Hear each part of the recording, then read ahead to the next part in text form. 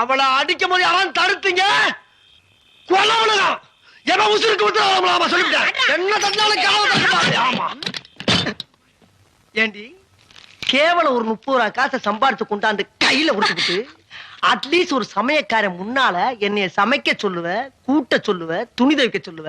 என்ன மாதிரி மெட்ராஸ் என்ன பண்ணுவ? என்னடி